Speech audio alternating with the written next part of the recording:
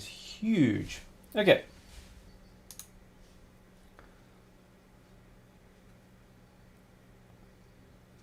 Okay, welcome everyone to my May 2021 live stream. First of all, as always, thanks to all the people who have been supporting me, some for years now, as it has made it possible for me to do reviews and, well, in this case, live streams and other stuff, which will be, hopefully, bit by bit expanding in the future, especially once the, as I call it, the Corona apocalypse, if I can say that in one word, is over. We're planning to hopefully go to Tokyo and go to some various manufacturers and do factory tours and the like. And, well, again, because of people who have supported me that I'm able to be sitting here doing this. And for that, I'm very grateful. Now, I hope everyone can hear me fine. Just if anyone wants to ping me on the chat. And I hope I'm audible. It seems, the thing is, there's a considerable delay between what I'm saying and what comes up through YouTube because of the latency. So sometimes it's hard to know. Anyway, the first thing I want to get started with is check that all my audio levels are correct. They seem to be all coming through fine. So it looks like we're good to go. So this morning it's morning over here in Japan, we have a number of questions from people I'm going to try and answer, which I may have to switch back and forth because some of them are on Patreon and some of them are on Discord. I'm going to start first to talk about this. This is a book. This was my father's book. Now, my father was a scientist, a biological scientist. It's called Science, Myth or Magic. And given there's a lot of discussion about science these days, and a lot of people are posting things like measurements in audio gear, although this isn't related to audio gear as such, it's related to, my father wrote it for ordinary people to kind of understand what is science. So I've had some funny responses when I've read quotes from this because people get very confused about how, the scientific method, how things come about, how you can't just, people just don't do an experiment and then this declares something true or not true. It's much more complex than that. And if you haven't been involved in, scientific research, all we see most of the time is in the news. We see, scientists have said this or scientists have said that. If anything, in the last year, we've seen that as knowledge on a situation improves, as we gain more knowledge, then what we consider to be correct tends to change. And people have a lot of trouble handling this. They go, wait a minute, this person said, 4 months ago said this was correct. Now they're saying that the opposite is correct. That's how things go about. And that's how human knowledge developed over the last few centuries, is people gain knowledge, and as their knowledge improved, their understanding changed, and sometimes what seems to be correct was changed. Like over 100 years ago, washing your hands was not considered a thing. And so imagine going to the doctor and the doctor could have had germs from anywhere on his hands. But it wasn't until, somewhere around a century ago, I forget the exact date, that a doctor suggested doctors should wash their hands before treating patients. And he was laughed at by other doctors. Consider that now, that'd be insane. But that's how knowledge progresses. And in the last year, we've had a huge exposure to that. So if you're interested in this book, what I'm going to do is you can actually buy it on Amazon. It's called Science, Myth or Magic. You can see it by S. Anthony Barnett. Let me hold that up to the camera. Good thing I'm using the iPhone 12 Pro Max at the moment, so you can actually focus on that. But that is a book if you'd like to read about science. So I wanted to promote that there. My father wrote it, and it didn't, gain huge traction. So he took all that effort. He actually wrote 3 books specifically for ordinary people, and that's one of them. And so that's how I get some of my understanding of science, because my family were mostly all scientists and doctors and that kind of thing. So now you probably want to hear about audio. I mean, that's what we're here for. So let me just find some questions to answer.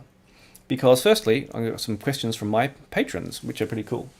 Let's see. So here's an interesting one from a guy called Drew, which I will type up. So Drew, who's actually here. Oh, great. Glad to hear that Drew is actually here and has checked. Thank you, Drew, for telling me about the audio. What I'm going to do is I'm going to cut and paste your question into the chat.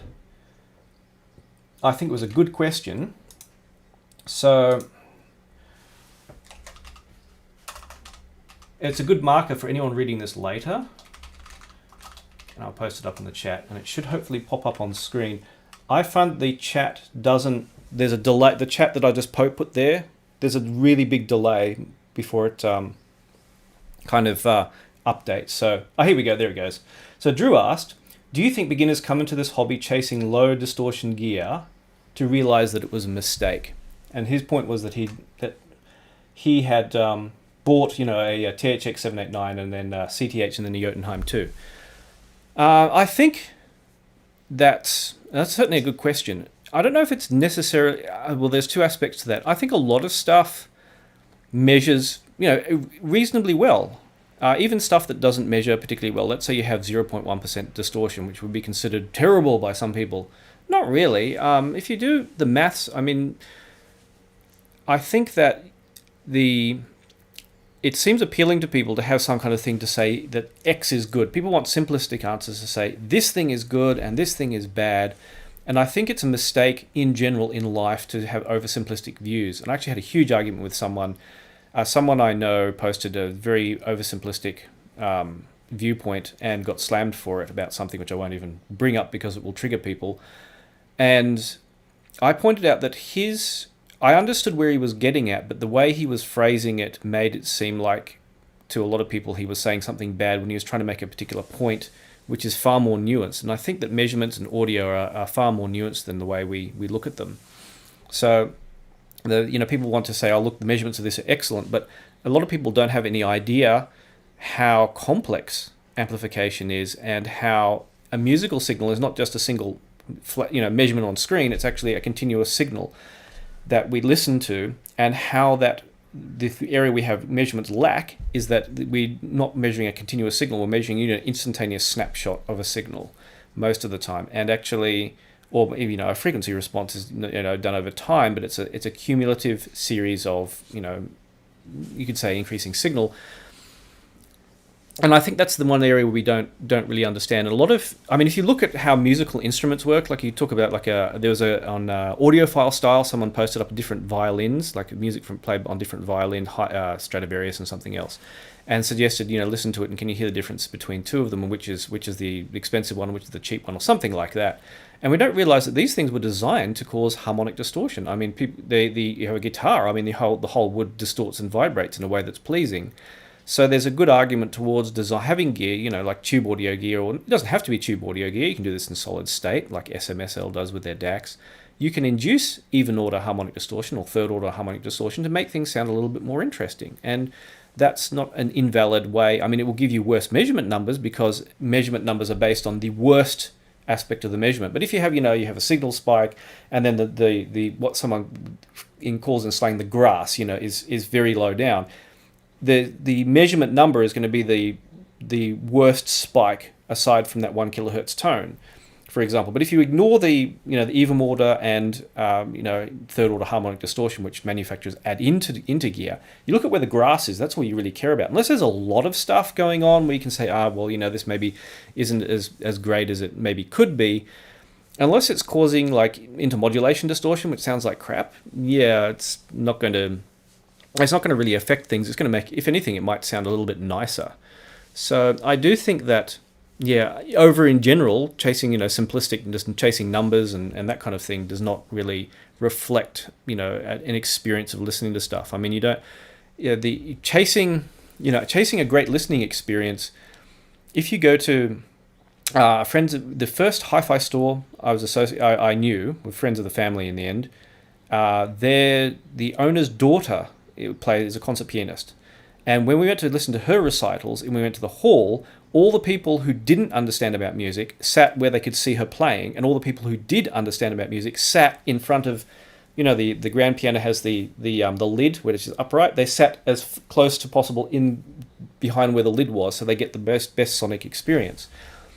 And a lot of listening is about finding the best sonic experience in that way, and it's all to do with harmonics and all that kind of thing. So there's quite a valid approach to listening to that. So I think just chasing numbers, I disagree with it. I think that's where people can end up going wrong. But in the end, everyone ends up wasting some money in any hobby, finding what they like or what they need. I want to get into, what was it I wanted to do? I was thinking of buying drones. I was thinking of buying, what was I thinking of recently I didn't know about? There was some hobby I was interested in getting into, but I was trying to, airsoft, that was it. But I don't know what brands are kind of good and what the experience will be with the cheaper stuff versus the better stuff and blah, blah, blah. I have no idea, but I realize there must be some kind of balance in there to consider. And same with this. Look what I got in, if you didn't see the YouTube post. And these things sound incredibly clear. But lately, can you see what I've been listening through? I've been listening through a tube amp, which is probably this thing worth measures terribly versus this set. But they're hooked together. So yeah, I agree with that. So that's a long answer to a short question. What other questions do we have? Let's see what we had.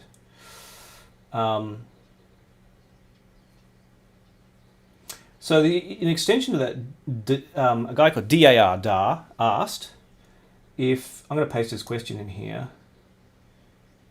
It's probably pretty big, but I'll paste it straight from, nothing interesting here. So Dar asks.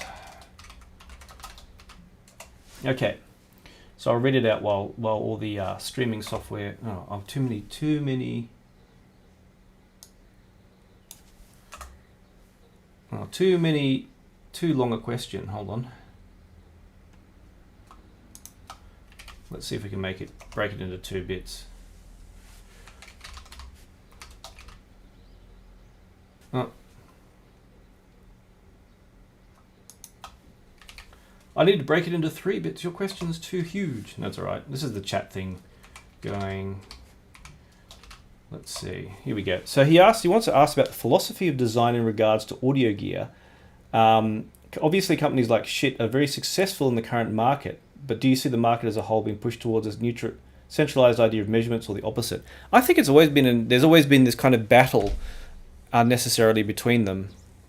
I don't think it's been pushed in a certain way. I think certain things, they come up, once in a while someone will come up with the whole measurements thing and blah, blah, blah, blah, blah, and distortion, blah, blah, blah, blah, and in some way or another. And in a way, I think it's just a cycle that has to happen. And this has gone on. If you read, it's a very divergent thought here, Zen and the Art of Motorcycle Maintenance. It was a different kind of thing back in the 60s. I think it was 60s or when it was written, 60s, 70s, maybe. But people who are more attuned towards like art and that kind of thing, and people who are more kind of logical thinking, attuned to technology. And in his book, this book is an absolutely fantastic book to read. I mean, the guy went insane over thinking about this stuff. And back then, people who were, there were people back when, I remember when computers were becoming prominent, there were people who were so scared of the technology. If they got a computer at work, they'd shove it off at the side of the desk, cover it over, and put a pot plant on it because they were so scared of the tech. And I think there are people who are more attuned to kind of, I suppose, what we might call right brain, left-handed creative thinking, and people are more attuned to left brain, right-handed, logical thinking. And I think there's probably some division which may go between men and women as well. I'm not well read on this, but I do recall stuff. And some people are really more attuned to stuff, how it makes them feel, and other people are more attuned to how the logic of stuff makes them feel. So whichever philosophy is correct, but I don't think it's one or the other. I think it's just part of human nature that some people are very far attuned one way and very, very far attuned the other way. So I'm kind of in the middle because something will make absolute sense logically to me, and then I'll have an experience which will counter that, and it's like, hold on, there's something I need to reconsider here. And I've had that doing martial arts as well, because a lot of that in martial arts, you have, or in other things, people have experiences with spiritual and martial arts and other practices and that kind of thing, and then gradually science comes along and kind of examines it. Dismisses it first and then examines it and finds more. And then you get this merging in the middle. So I think it's part of the process where you have these opposite ideas. Eventually they kind of merge in the middle.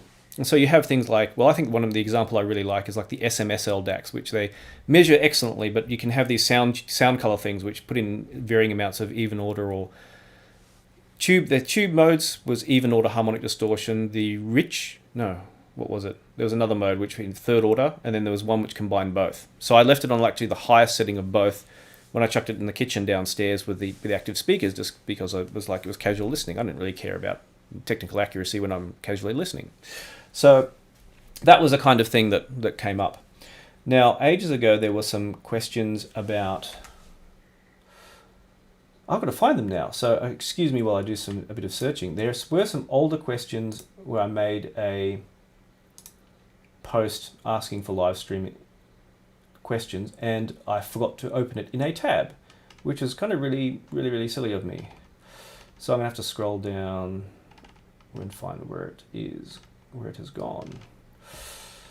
And which there's a whole heap of stuff in the way. I should probably just search it. No, there isn't a search in here. I've got to say, Patreon has like the most irritating interface anywhere. To scroll through all the posts, they like take up huge amounts of space. I wonder if it's anywhere I can find it in here. I'm back in February now. And where is it? I did ask for questions. It may have been way back. No, it may have been superly wet. Oh, that's really bizarre. I thought I had like a quick thing asking for questions somewhere. Unless I missed it entirely. I might have actually. Or it might be buried in another post about updates and stuff. Anyway, thanks for everyone who just joined me. So, a lot of people are asking about measurement stuff lately because a lot of argument and discussion about that. Interestingly, let's just jump to another point until some, and then I'll read the questions on the in the chat. Okay, so interesting thing happened. So if you haven't already, I'm sure just about everyone who's watching this will have. You've seen Golden Sound or Golden One's video about MQA, and long story short, I've been planning to do an MQA video. I had the outline done. I had a whole 50 odd links to things that I wanted to use as information for the video, and I was trying to work on that. And then suddenly Golden One comes along and goes, oh, I'm about to do a video too. I submitted a whole lot of music to to Tidal with test tones buried in them, which prove some interesting things about MQA.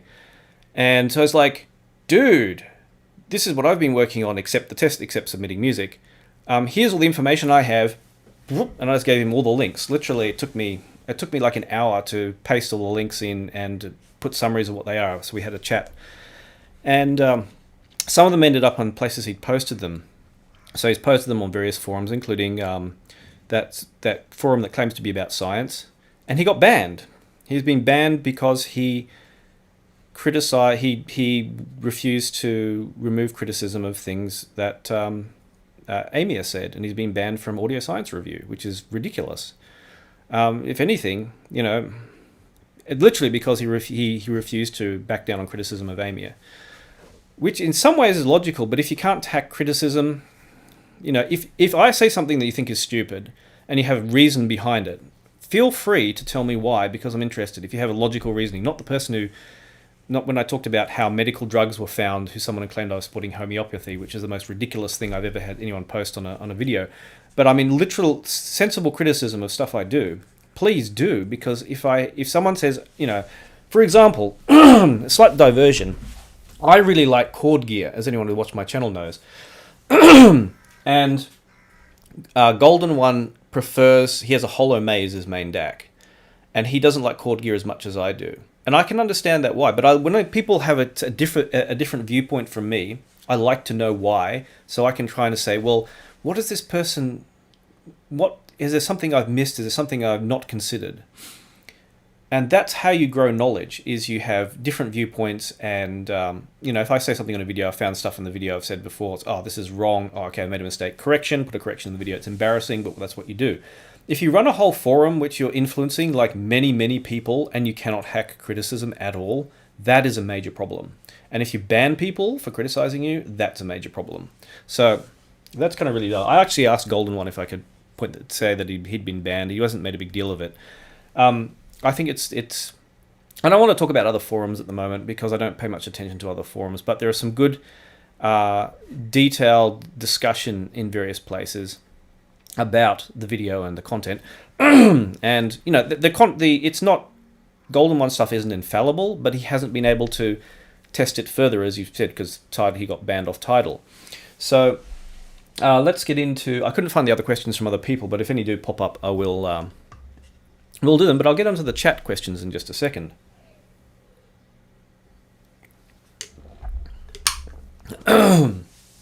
So let's have a look.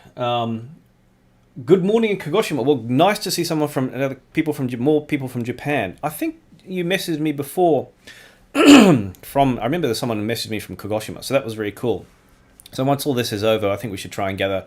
Hopefully we can all meet in Tokyo for a future Fujiavik Headphone Festival, and or if in Fukuoka, if Earphone does its festivals around the country again in the future. It'd be really cool to meet up and chat about audio and have some fun, and maybe we could do a mini meet or something like that, and bring some gear and that kind of thing. We used to do that in Tokyo. It was so much fun. So where are we at? Have I ever tried the Pathos acoustic amp from Italy? Now, the distributor for Chord here has a distributor for Pathos as well, but my connection there is unfortunately retired. And when I asked about reviewing gear through them, would they just lend me stuff before? I just got I didn't get no reply, but I kind of got, got ghosted, I think, and I don't know how they feel. They might not really. It's really hard to review stuff here if there's a distributor here and there's a strong distributor arrangement. Some manufacturers will just go, hey, we'll just send it to you. So they send it to me direct and kind of pseudo break the rules about importing. Some manufacturers go, no, it must go through our distributor. Like Focal is one of them. Sennheiser is another, I think. And if the distributor isn't super cool with me, they generally do not like me borrowing stuff for review because I don't do stuff in Japanese. Now, if I spoke fluent Japanese and I knew how to speak about audio in Japanese, which is a whole other level of Japanese, then I might consider it. They might be go, yeah, that's cool.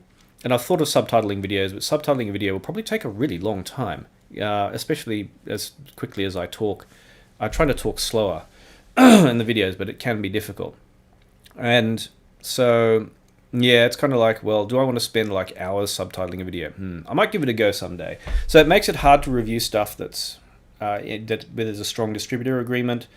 So yeah, so that's why I have a really number of odd products that I'm reviewing, and sometimes a lot of stuff that's missing, like Focal. I bought my Utopias. These were bought secondhand. So unless I buy them, and if I could buy all the high-end headphones, well, I can't afford to do that. So, but I'd love to try I'd love to try that. The Past Labs I asked about as well, but the person who I talked to was actually a dealer, and they said, no, we can't send it to you. They couldn't even lend it to me. It was kind of ridiculous. But I might be able to, wangle something in the future. We'll see. Can you update us your headphone collection? Okay, so if you go on to Hear Audio, H-Ear Audio, which is the updated URL for my site, then, which I'll post a link to in the chat so you can all see. Would help if I clicked on the correct window. Where's the chat gone? If I do that,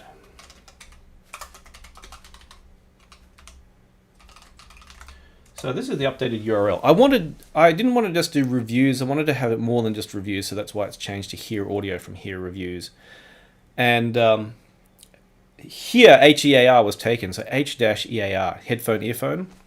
I thought that was a cool short URL. Anyway, on there, if you go to the About link in their Karawong, it's got a whole list, actually in multiple tabs because it's so ridiculous now, of the stuff I have and I've listened to. So you can get an idea of what I've had experience with there.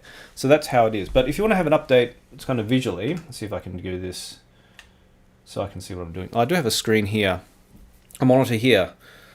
I have an old Apple Cinema display sitting here. But for some reason, the aspect ratio is really screwy, and it's not quite 16:9. So actually, it cuts off. It cuts off where the chat is, just about. It's perfect. So I get an idea of what you can see. So what have I got here? At the moment, Final Audio has come in again. One we had the Pro, which I was on loan, was replaced. So this old Pro was silver. The new Pro is black. Yeah, that's right. And that's because it had the earliest models had a weird kind of issue with some resonance, not resonances, they had an issue with a small issue with the driver where you get some kind of funny sound at certain frequencies. And so I have another demo model in from them, which is a little bit battered. This is a brand new standard D8000, which I'll be reviewing soon. My soon, is when I'm ready to sit down and I can talk about it. When I can talk this freely about something, then I will shoot a review. Because I can't do scripted. I'd sound like a robot doing scripted stuff. Unlike Jude at Headfi, who's a guru, who's just a natural at it. So we have the Chord, TT2 and M scaler, which is probably pretty obvious there. We have the Singza SA1. I have to get all the codes right. SA1 amp. This is a pretty nice amp actually. It will go up against the Jotunheim and the THX amp, which is sitting on the shelf behind me. If I move slightly here, which way am I going? You can now see some, and you can see just the bit of the shit stack. So there's the shit stack there. There's all the amps and stuff on their sides here. It's getting pretty ridiculous, and that's the stuff that you can see visibly. There's other stuff boxed back up, which is just I'm not going to pull out in a hurry. We have the in-ear monitor rack. This has got the new final A4000, which is like a mini A8000. Literally, it's 90. They told me before they released it, it's going to be 90% as good, and for like a fraction of the money, for under, what is it, 200? I forget what they said. I can't pull all this off here because I've got those advanced headphone hangers, which I'm using to hang the cables to stop them dangling on the floor, but I should be able to angle it there. This is the stuff that's visible, and not the stuff that's boxed up or in these cases here. These cases from a company called Van Nuys in Japan. These are really cool. They make cases for everything, and I'm waiting on a C9 from Cain that's with them at the moment, so they can make a case for it. So they're IEM cases, and they have these little Velcro inserts you can kind of slide. You can slide in places, and you can fit DAPs or whatever arrangement you want. And they're a little bit expensive because they're all handmade in Japan, and they make like briefcases with like a bazillion options. If you just search for vannuys.jp, like, yes, the correct same spelling as the location in, where is it? California or whatever. You don't need to read English. You just see the number of options. You keep scrolling and clicking on stuff. It's just, the stuff they make is insane. Like, you can make the most amazing, I don't know how they have so many products. It's crazy. But what else do I have floating around here, which is of interest? It's hard to know. My desk is just absolutely covered. I can't move the camera too readily. It'll be a bit messy, but I have a... Can I tilt this without them all falling out? This is just the ear tips I have on hand.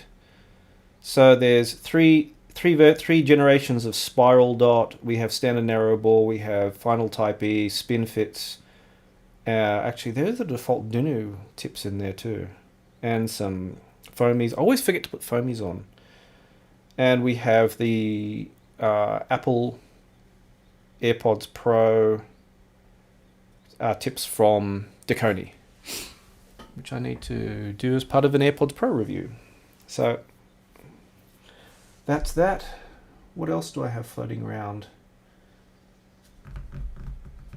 I'm trying to think of something that I have a cassette player. For real, I have a cassette player here. There we go, my original Sony Walkman. The year I bought this was in Canberra. It was the same year that Nao Tsunoda, the famous headphone designer, started work at Sony, 1991. I still have the receipt for it. I think some people have seen that. Why do I have a cassette player here? That's a long story. I actually have some old cassettes I was recording on the computer, so that's why. But I never chucked it out. And I'm trying to think what interesting other bizarre and interesting stuff I have here. Just stuff everywhere. Well, if you can't see all the drawers and racks and everything, so I have they're out of shot. There are 5 pairs of noise cancelling headphones, cases for 1, 2. Where are the other ones? 3. There are 2 more pairs. I have 2 more pairs of noise cancelling headphones. I don't remember where they are. Oh no, actually, no, that's not true. One is the not noise cancelling, the Pandas, which I was lending to my daughter to try and see if she works with the Nintendo Switch, but I've already reviewed it anyway. Probably for the written review I'll add that in. And, that's right, I have the new Cain Fantasy IEMs here that just happen to be wrapped up in here because I was burning them in. I just wrap them up in towels and stuff like that and cases and whatever so that I can burn them in without it kind of hearing music in the background. Yeah, that's right. Let's see, what have you all been chatting about? Why so few really fun headphones up in hi-fi? Everything wants to be flat and detailed. At least it seems so. Yeah, I know. I called the fun tuning to be like a kind of V-shaped tuning. I think to me, listening neutral, to me, is I've always said has been a little bit V-shaped, like, say, Sundara's. I think probably, why is there nothing kind of really heavily tuned? ZMF? ZMF kind of diverts from regular flattish tuning. In that the D8000s have a somewhat overemphasized bass, they're somewhat V-shaped. The Empyreans, of course, were kind of warm tuned, what I can call the consumer tuning, which is kind of warmer than average. Why so few? The Sony, what is it? Z1Rs were not tuned flat. Apparently, their original tuning was typical, and then they decided to divert from that. I think slightly to their detriment, which I've already talked about in the review years ago. So, why? Relatively, yeah, there's still a few around. There's not a heap, but I mean, there are not like many high-end headphones, depending where you want to call high-end. I mean, above 1500, then we start getting into, what would we have? Utopias, Final times 2, Empyreans, Susvara, HEKV2. ZMF now? Hold on, ZMF is what? They have $2,000 headphones. We can't really... you could count... if you go by price alone, you count Ultrasone, but their stuff I don't think is good value. They're not incapable of doing good headphones, I don't like the pricing. Which is my main gripe with headphones in general, is of any product, the problem most of the time is not that a product is bad, it tends to be overpriced. So it's not too bad, but yeah, there isn't a like heap. But I think people who buy higher end headphones tend to go for stuff that has more refinement. And if you deviate too much from a flat tuning, you get other issues. So, for example, the Utopia is really interesting. If the way they're tuned helps the fact that you get a sense of perception of depth. If you actually run them through the SonarWorks software, which is now discontinued, which makes them flat sounding, you lose that sense of depth. So there's a whole lot kind of more to it. Than that. And these are kind of, the D8000 Pros are kind of flat-ish, but don't have as good depth, say, as the Utopias, but I like the tuning of the, yeah, it's kind of complex. That's what I think anyway. Let's see, what else are you guys saying? Please try the iBasso SR2. Some say it competes with an Ender. iBasso has high-end headphones? I haven't noticed. Oh, that'd be interesting. What headphone amps do you feel pair well with the Q-Test? Well, I like, I was running, this is close to equivalent, Hugo 2. I was running Hugo 2 into the Studio 6. So, I like that combination. I do understand why people feel that things like the chord gear sounds too thin. I think a little bit of tube harmonic is in there, is nice in there. Or even, say, have the Hugo 2, something like a Hugo 2 Direct for when you want super detail, like listening to jazz, and then sometimes you want to relax a bit more, run it through a tube amp, even a CTH. I ran it through irrational, crazy as it sounds, I actually listen from either the Yggdrasil or the Hugo 2 through the CTH sometimes with Utopias, because I just wanted that particular balance of sound. So, yeah, I just would get, that's kind of my preferred combination, but I thought of getting the Q-Test just to use with this, the Studio 6. And, you lose a little bit of detail, but for the most part, it hits a nice spot between losing a bit of detail and a little bit of euphonic sound that was just perfect for me. So, have I tried the new Focals yet? No, as I talk, if you've missed, Focal here goes through a distributor, and they absolutely will not send me headphones except through the distributor. And the distributor said to me, do you do reviews in Japanese? And I said, no, I only do them in English, sorry. And they were very reluctant to lend me or send me anything. They considered it a waste of time. I don't blame them. Thank you very much, Matthew. Oh, holy cow. Thank you for that super chat. So, if you watching the chat, I purchased a shit eater to convert the USB from my computer to Hugo 2. I can't find a digital to 3.5mm to RCA. Does it matter if the cable is 75 ohm? I would try for a 75 ohm cable, even like a Canair. I have a generic one sitting on the desk because I was using it for something else. Even a generic Canair one, I don't know if I pronounced that correctly. I would try and use 75 ohm. RCA plugs, don't have one sitting here. Hold on, be just a sec.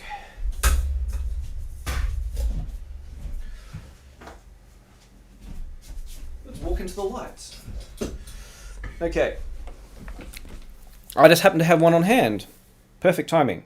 So, RCA plugs are technically 73 ohm if you measure the characteristic impedance. This is just a generic 75 ohm Canair cable. So I would, for preference, what happens if you don't have them is the digital signal, because it's like equivalent to what we'd see visually as a square wave, goes along, and if the impedance isn't correct, it will bounce back and forth up and down the cable. It probably won't be too bad with chord gear, but I would try and at least go for a basic one. So yeah, I would try, but most stuff should be fine. 3.5mm RCA. Well, if you can get one like this, now I have an answer to your question. If I can find where I put it. I have drawers and drawers out of you here, which are just absolutely full of cables, adapters, and everything. And I want to find one adapter to show you, and I can't find it. Can't find anything when I need it. So it's probably sitting in a different drawer. It'll show up. You can use so if I got this, and you can use any standard. I found another one. 3.5mm RCA analog adapter will work with a Hugo 2. That's exactly the same thing. Left channel is equivalent to, so the white is equivalent to coax 1 and right channel coax 2, I think. Or you can get the generic, and I couldn't find it. Sitting on my desk, I have a TS, so it's not the 3 connector, it's the 2 connector one, to just a single RCA, and I plug that into a cable like this, and that works. It's probably floating around on my desk somewhere. You can't imagine the amount of stuff I have here. If I could pan the camera, I could, but I can't. I just have, like, this is just all IEM adapters and other stuff in here, all the end plugs for all those FIO and Dunu cables. I don't know, where did I put it? It's on the end of a cable somewhere. Oh, I know, it's behind the Diablo at the moment. It's plugged into that. But yeah, it's just a Sony TS to RCA. Any of that stuff will work.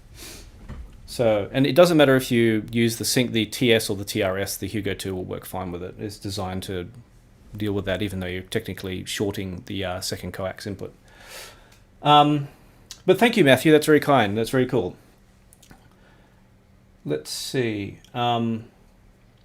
Actually, for that, if you do super chat me and you send me a contact message through Hear Audio, H-EAR Audio, through my site, and say that you super chatted me, and I'll let you into the Discord. So, let's have a scroll up and see what else people are saying. I can't scroll up on OBS. I have to scroll up on the web thing. I was trying to scroll the OBS window. It's just really silly. So we had the fun headphones. A Hugo 2, so Kingsley, I have a Hugo 2 and SP2000 for my IEMs, but I want to build a system for my PC and my HD800s. I'd keep the Hugo 2. I mean, it drives most 99% of headphones, it'll drive fine. And then, like I was saying to the other person who asked about like buying a Q-Test, I like this kind of setup where I have the absolutely super clear, ultra detailed, insanely ultra detailed. We're getting here, and I haven't got the Dave in. Someone's actually offered to lend me a Dave again. I really like people. That's super kind, because they're actually interested in the M scaler. They said, "I'll lend you my Dave so you can tell me how it sounds with the M scaler." Okay, I like this. You know, when I feel like super clear sound of jazz, and the really high quality recordings, I plug directly into this. And if I want to relax a bit more, like I did last night, I plug through the tube amp, even just like a Cavalli Tube Hybrid.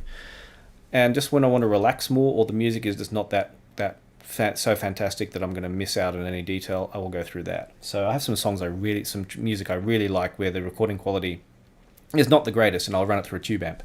So I'd just keep the Hugo 2. It's just a versatile thing. I mean, the best product I've had is this just does everything. You know, if I abolished everything here just for myself, I probably would have just kept this on my desk on a rack and just plugged everything into this, and okay, I'm fine and done with that. I've now ruined myself with the TT2 and M scaler, which is another story altogether, but we'll get there. But yeah, I just hold on to it. It's easy to start with something that's very clean and clear and accurate, and then you can just kind of tune for that through a tube amp. That's the way I look at things. Whereas if you start with I really like the R2R DACs, like the Hollow May. Well, I haven't tried the May, the Hollow Spring, and the Audio GD R7 was really great. There's another thing incoming. Someone asked about that, but not the R27. Another one. It's something new coming out. And when that comes in, I'm sure that will be really great. But it's easy to tune from clean and clear to something warm. Adjust, as like Jason Stoddard said, seeking the perfect harmonic distortion or something like that. Then go the other way. So anyway, that's how I look at it. So hi everyone who's come in. You need more headphones. Ha ha ha. There's a guy with more headphones than me. A guy who's an old timer on Headfi. He hasn't been around for a long time, but he had like 50 pairs of headphones, and I'm not nearly that way near yet. I actually have been trying to get stuff out. So, for example, manufacturers tend to, they say, they send stuff and they don't ask for it back, which is not uncommon. That sounds great, but it's actually, if you saw my cupboards, you'd realize it's not that great. It's like I need to buy another shed. So it actually, yeah. But it's nice for comparisons. It's nice to be able to go back and try stuff and say, reevaluate it with different gear and say, did I really, and reconsider it. So in that way, I consider it as a service in exchange for, everyone's support, and even if it's just watching the ads on my videos, I consider it, a part of what I should do in exchange is to hold on to all this stuff and try and evaluate it again and keep going over it basically, and do as good a job as I can, because that's the way I look at things. But yeah, it gets ridiculous. Is there a reason I prefer headphones over speakers? That's a good question, and I never talked about this. Is the reason I got into this in the first place. So, long story short, I lived, of course, with my parents for most of my life. Half of my life? It's now half. Less than half now. Damn, I'm getting grey hair and getting old. But my father was a super light sleeper, as am I, which sucks. And I was first... My bedroom was next to my parents' bedroom, and then our house had a granny flat which was underneath, and there was a few houses with similar designs, and we had this gigantic room. Because we're on a slope, it was half buried in the. And it's a long story, but another way. I couldn't listen with speakers, so what happened is he handed me down his old stereo gear, and I bought a pair of Paradigm Atom speakers. But because if I wanted to listen in the evening, he went to bed at 8 p.m. And he got up at like 5 a.m. It was, very morning person, and he hated his mornings interrupted. He had a morning routine which was very strict, and he hated it interrupted. But anyway, he would get up and work in the mornings, and because he was a light sleeper, I couldn't play music. So once a decade, maybe 5-10 years, he would go in and maybe upgrade stuff. And he had 2 hi-fi systems, modest, nothing particularly special, but I suppose nowadays in retrospect actually pretty decent. If you're curious, Magnet speakers, if anyone remembers those. And he had a second system with Paradigms. He had Sonab speakers originally. The earliest ones I remember him owning was Sonab. Now, you go look those things up. They are very, very weird speakers. SONAB. And so anyway, I got a pair of Paradigm Atoms, and I persuaded him to buy them for me. I was only like, I don't know, teenager, 13 or something. I forget.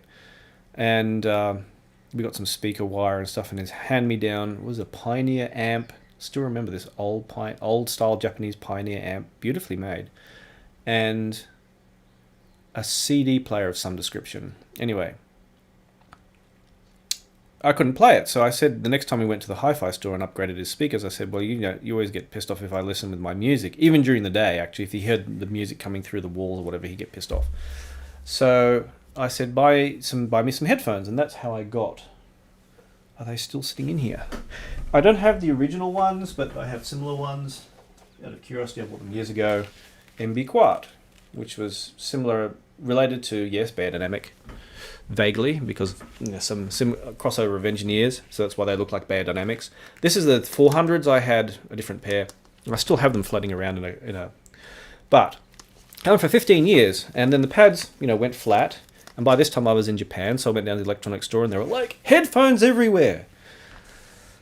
And I was still listening with headphones even after I got married because I was living in a studio apartment, and again, speakers and music and my wife and all that kind of thing. If I wanted to listen, I just kept listening with headphones. So then I jumped onto Headfi and started looking into headphones and went from there.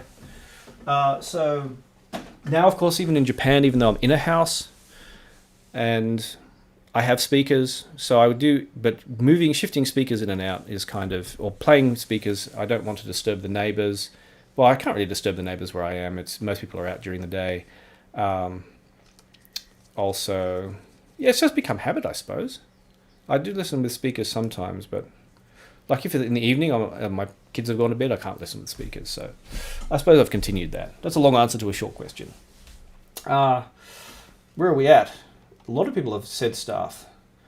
What's my view on headphones like the Denons or the Sony MDR Z1R? I have a Sony MDR Z1R review somewhere. If you just search my channel or if you search, all my stuff is tagged with Karawong and Amos. So if you search Sony MDR Z1R Karawong Amos, it'll show up in YouTube. It should, if their search algorithm isn't screwed, which I don't think it is because it's Google.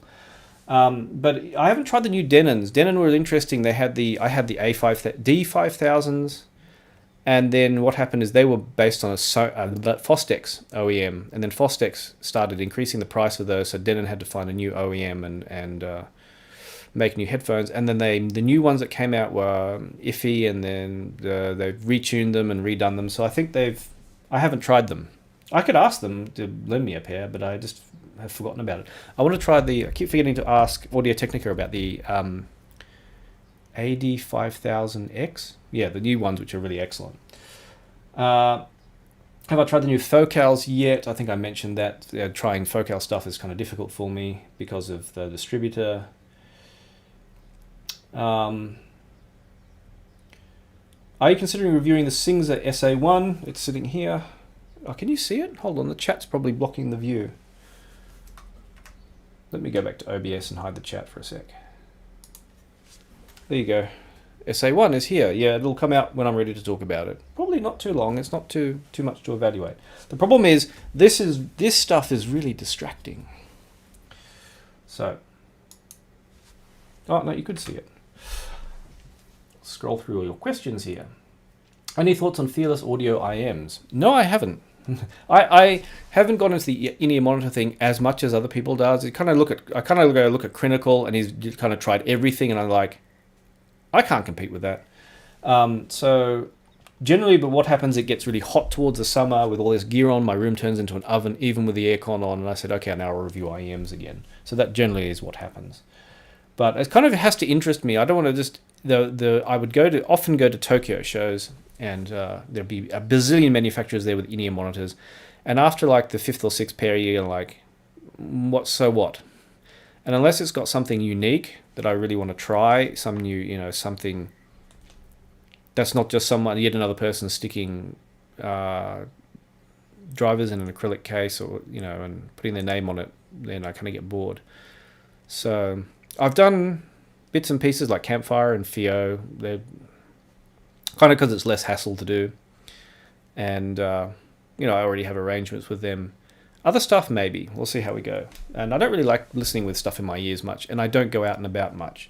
So, IEMs are portable things for me. If I was to actually use them in a portable sense, I'd probably get a pair which is kind of dark sounding, because the high frequencies kind of intermodulate with sound outside and become irritating if you're on public transport. And but if I'm out and about, I use noise cancelling headphones anyway. It's like, yeah. So it's kind of like reviewing stuff while I'm sitting at home, which is supposed to be for portable use. It's kind of odd to me. Have I tried the Dan Clark Voce? Only at shows, unfortunately. I want to try it again. I didn't like how it was set up at the Tokyo shows, but I do want to review it. But if they're still being sold by the local distributor, I can borrow a pair. What's the most detailed headphone in my opinion? It's a toss-up probably between the Stax SR009 and the RAL SA1s and maybe the D8000 Pros, maybe, at a guess. Of the stuff I've heard, I've just got this cord gear in, and now I'm hearing more differences between different headphones than I was with the shit and this. or the Shed Audio and whatever amp I was, the Master 9, which is moved to another rack because I don't have room. So, but the most detailed headphones were probably the SR009s, at a guess. But I'd have to try them again with a new source, of course. Maybe the... I wonder if the HE1 system from Sennheiser, actually. Yeah. The most insane setup I heard, and this is, again, depending on the whole system, was the Hi-Fi Man... Hold on, what was it called? The 50 grand one. Well, they don't sell for 50 grand. You can get it less than that. The Electrostats, and that was connected to a Cord Dave at Hi-Fi Man's Tokyo office. And that we put on binaural. I put on binaural through that. And that sounded like the instruments were out there in the room. Like, I mean, not like, oh, that sounds wide and open. I mean, like, literally, you close your eyes, you could fool someone into thinking they were not listening with headphones. It was insane. So that's the most detailed system I've ever heard. And that's probably because I haven't heard the HE1 system from Sennheiser with a Cord Dave, because I wasn't at the meets where that was set up like that. In Tokyo, they set it up with this old esoteric CD player, which is still pretty good, but not that good. Will I do a review of the Ether 2? So, long story about that. I had an early pair in here, and they had like a really odd tuning, like something was screwed up. And apparently the super early ones, a couple of them were kind of really odd. So I sent that back, and we tried to organize sending another pair, and we didn't get around to it. Kind of one of those things that got a bit messed up. But I wanted to do the whole the Eons again. Years ago, I actually already talked about doing that, and then that and ZMF. I just didn't reorganize that. I have the Just Work Up hairstyle. I decided not to bother hiding that, and I just look like a maniac. That always happens. Whatever. Do I still listen to the IR Z1R? No, because they were not mine. I literally borrowed them from someone who bought them new and then sent them to me, said, please review them first. You can even do the unboxing.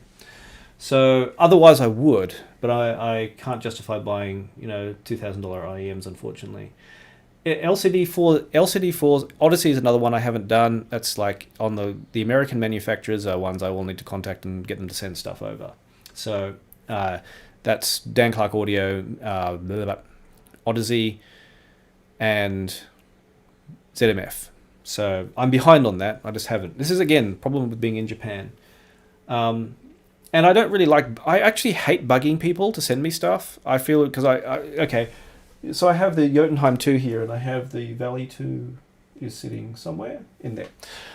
And as soon as I got them, I found out they were unobtainium. They can't get them for like weeks. And I've just pulled, I always tell them send me B stock, don't ever send me A stock, because I don't want to pull new stuff from customers. But I feel bad about that. And this is a situation I had also.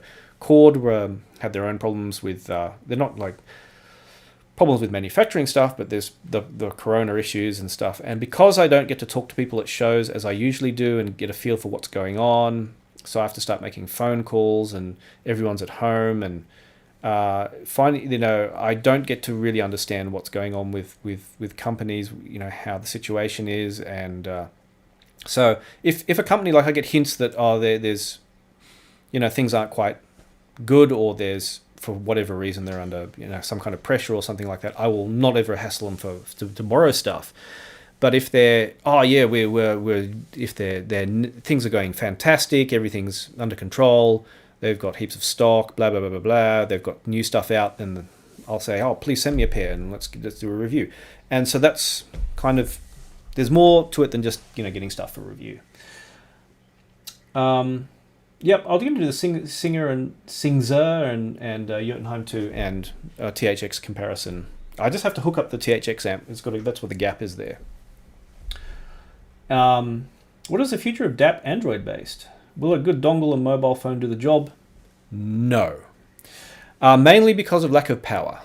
And there's only so much you can cram into a small space and what you can do with it. So basically, no. A DAP will... As you get, you spend under $500 DAPs are kind of, I don't know if you'll bother. For me now, I mean, FIO cancelled their, I have a little FIO here. M9, they stopped making it. There's still some coming out, like from Cayenne and that kind of thing.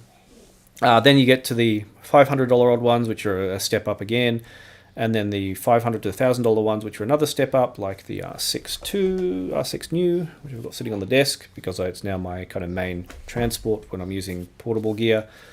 And the over $1,000 stuff, which my N6 Mark II is floating around somewhere, where it can actually drive full-sized headphones actually reasonably decently. So no, a dongle won't do anything like that. And of course, storing music. Well, let's say you buy an iPhone or whatever.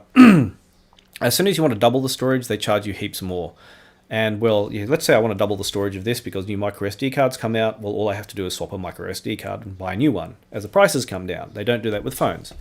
So no, a dongle, there's just too much against it. I mean, for casual use with in-ear monitors, dongles, even the little Apple one is actually pretty decent. Have I tried the Abyss 1266 TC? Only it meets. Yes, another American manufacturer. You can add to ZMF. Who else is there? ZMF, DCA, and who did I say before? The American manufacturers who I have to contact to try and borrow stuff. Actually, now with the Abyss, now I have this thing in here. The main thing I was lacking was a really high-powered amp. This is only 1 watt output. So I wanted to wait until I had more power. Does the Asgard 3 synergize well with the Bifrost 2? I mean, it does. I would just get the Jotunheim. There's a short answer. Thank you, Vinny, for the $4.99 super chat. Let me ask you a question. Pairing an HDX 8XX with a Bifrost 2, will the Asgard 3 be enough? Well, again, same answer. I'd go for a Jotunheim, for sure. It's not that there's a lack of power. I mean, there's more than enough power from an Asgard 3.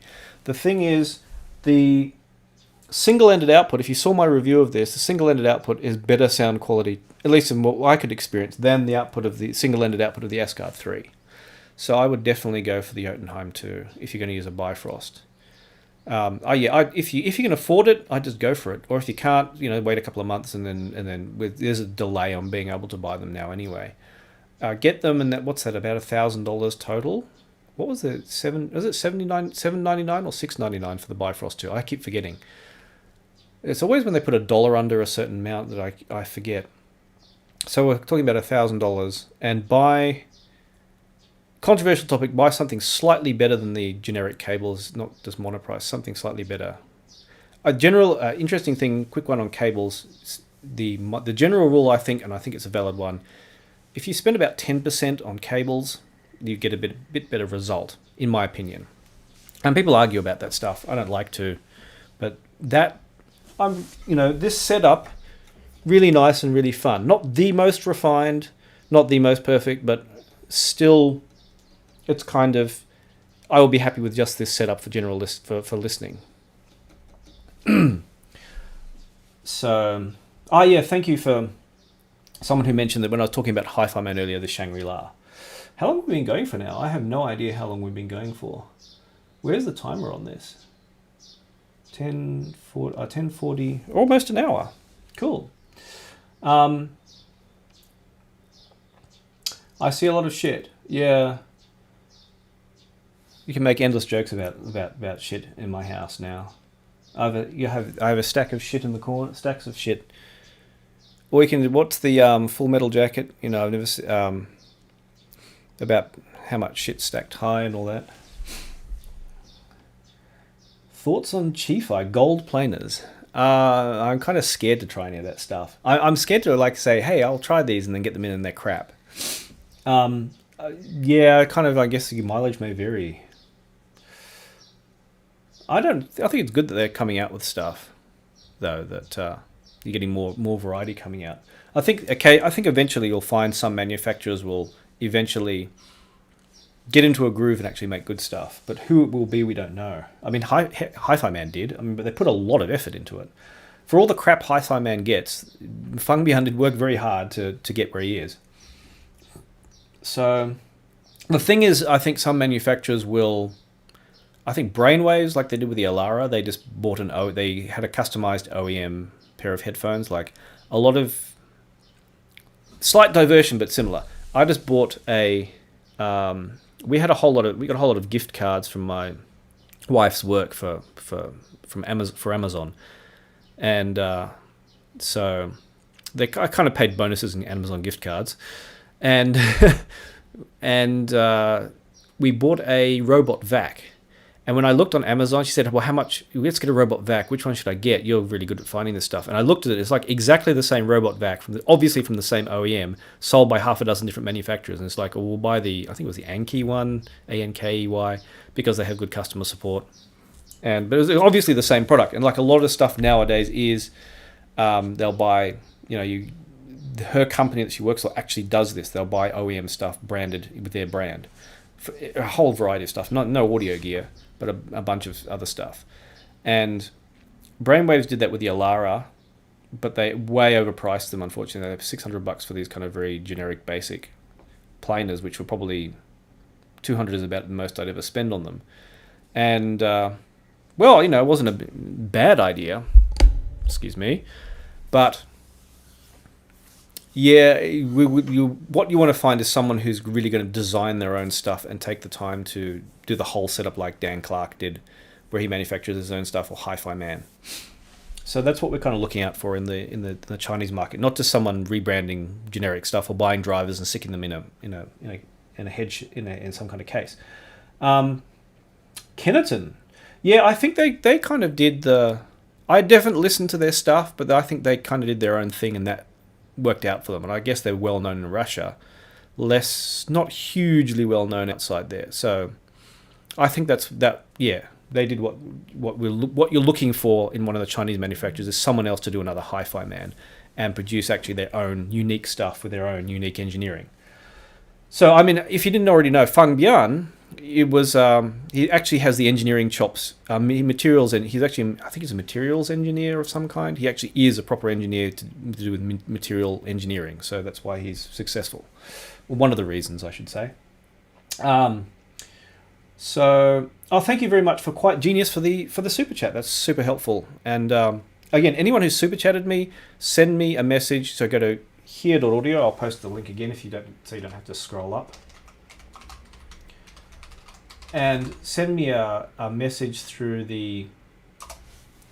go to like about Karawong, about contact, and then send me a message saying I super chatted you today, and I'll let you into the Discord. So,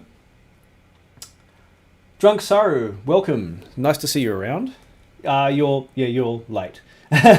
Sorry, I just kind of decided to do this. I was in the mood to talk about stuff, so I did this chat. Let's see. Just going down the chat again.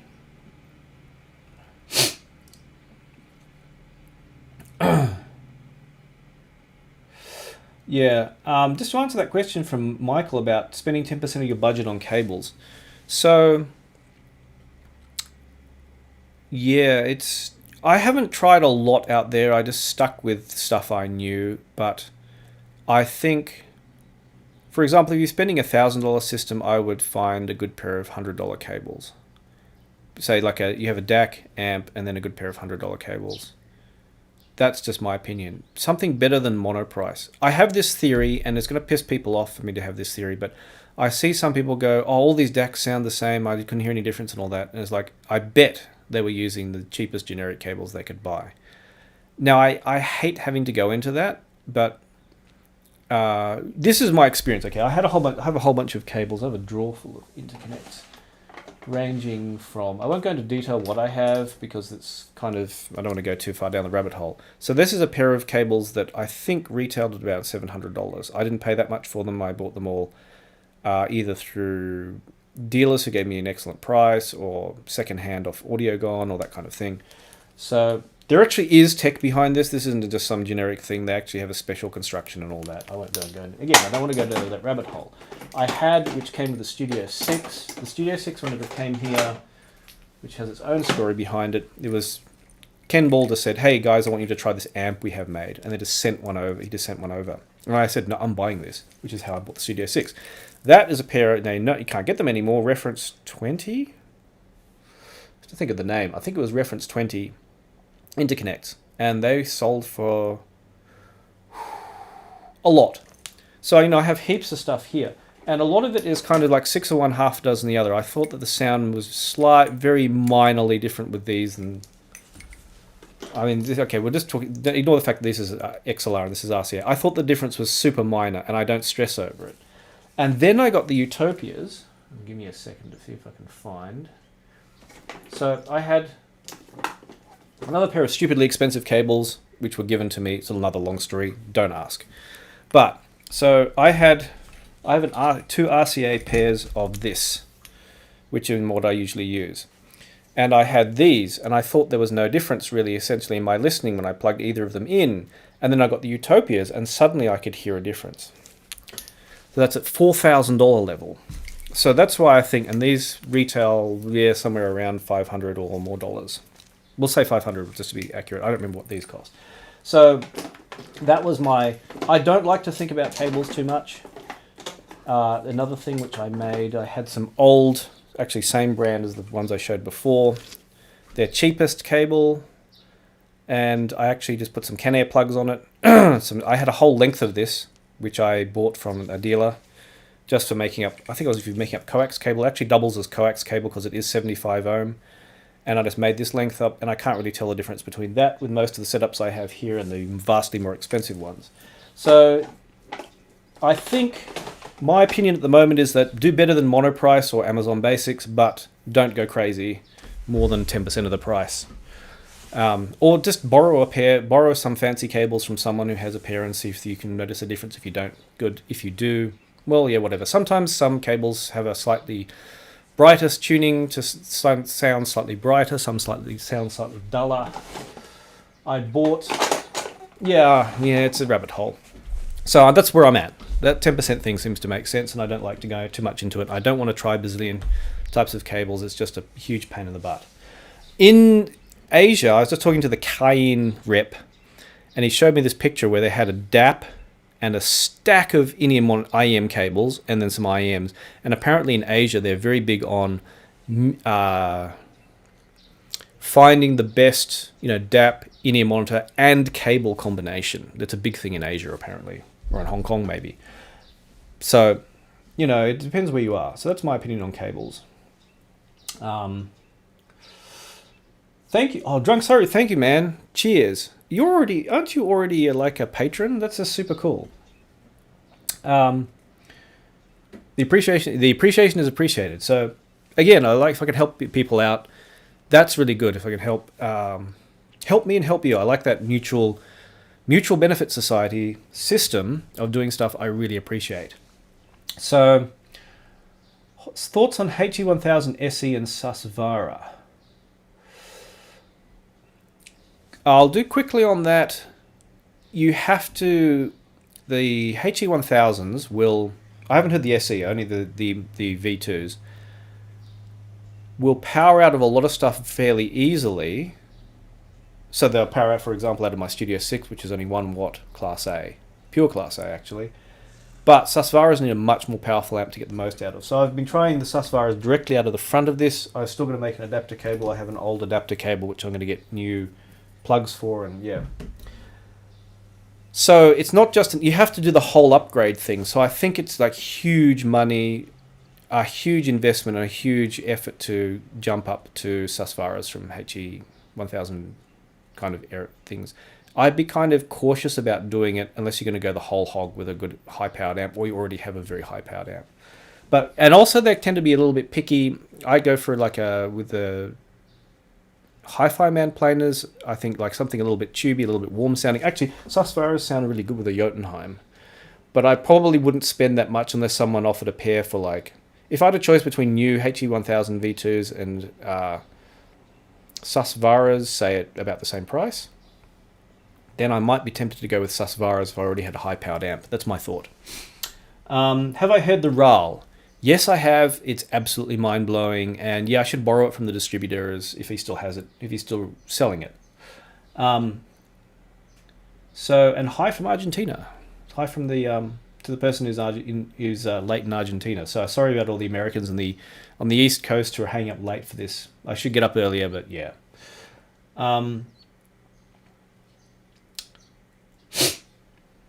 Well, that's an interesting comment. Cables are scam. No, they're just cables. Well, if you don't have, you have to connect stuff, and it is wire, and it does have physical properties. Yeah, but I mean, yeah, I wouldn't. I don't know. It's a hobby. I mean, if you weren't, an aside, which is why we're talking about rip-offs and stuff like that. So, we're driving down the road, and my daughter was in the passenger seat, and she said, "Oh, look, this restaurant has free drinks. That's nice. That sounds good." And I said, "You know how much it costs them to provide a drink?" I think it was McDonald's was the example years ago. They said the drink cost them 1 cent, and the cup cost them 2 cents. So, if you went through your life, if you've ever bought furniture, for example, this is my favorite example because I used to work in a store that sold, among other things, furniture. If you look at furniture, you pay nothing. When you pay, like, say, let's say you pay a few $100s for a table or desk or whatever, you are not paying for the table or desk. You're paying for storage, shipping, basically everything other than the table. It costs them nothing to make. Absolutely stuff all. They're made in huge factories in bulk and whatever to whatever specifications. Most often laminated, chipboard, blah, blah, blah, the whole deal. Unless even the stuff made of real wood now is probably fairly cheap to make. Everything that you're paying for is the actual process of getting it to you and putting it in the shop. If you go to a fashion store, they say, jeans are made, the high-end jeans are made in the same store as the generic stuff. The same, factories in Bangladesh or wherever it is, and then they just have different labels put on them. And when you go to your high-end fashion store, you're paying for the store and the experience and all that. You're not actually paying for the clothes.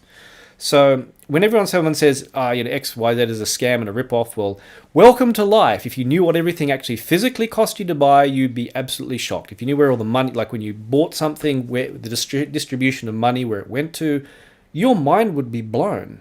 You would rethink your life. Seriously, if you work in management and retail or something like that, it's pretty impressive. But so when someone says it's a scam, it's kind of more than that. But guys, don't argue about cables on here. Let's go about something else. But again, choose what you like. Is what I reckon. Is try stuff, and if you feel it makes a difference to you, keep with it. If you feel it doesn't make a difference, don't go with it. It's the same with whether you buy a DAP or headphones or anything. Just do what you prefer. And a lot of it depends on whether music is important. How do you find Japan without tourists? I don't go to I don't go to the city. I'm not out in the country, but I'm out at the very edge of the city, up against, if you can see the background. Behind that is a golf course, and so I have no idea what it's like in the city now. I just don't go in there at all. So, but I just don't go anywhere that's generic, like so I don't go to the city, I don't go to tourist places and all that. But I see on TV, they show the tourist places and there's a huge downturn. So you don't get like buses full of Chinese tourists where I am in Fukuoka. You see less of that. Yeah, it'd be nice to go to a temple or something like that, but especially now we're actually in the middle of a COVID surge. I don't go out much, except go out to a fairly limited degree. And so it doesn't really affect me at all. But mainly what I notice is, like, now there's a COVID surge and they're saying people don't go out. Driving everywhere is pleasant now. I don't have crowds and crowds of people going places. So that's probably the driving factor, is if I have to drive somewhere, not having to deal with awful drivers that are here. I'll do a video one day I'll do a dash cam video of the drivers here. It's really, people just have no idea. I imagine, you ever live somewhere where people like to stop at green lights? Anyway, it's bizarre. And it really sucks. I actually want to go back to Australia just to visit, and I want to go to can jams and I want to do all that. So I'm getting a little bit bored not having some kind of break from being here. So I'm just kind of enjoying, because I teach kids here, which is kind of contrasts what I do with the audio stuff very nicely. And just that's a lot of fun. That's a kind of good break because kids are just fun. You have a joke around and you forget about adult stress stuff for a while. And you become a kind of pseudo kid again. That's great fun.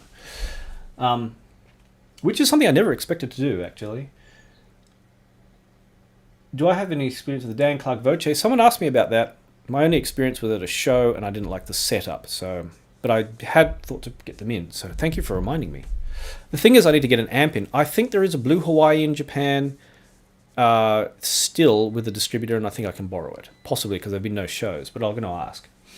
Have I tried the Verum 1 Mark II? I'm not dealing with anything to do with Verum for obvious reasons. If you've been around the internet lately, I will not touch that guy's stuff again. So, if you know,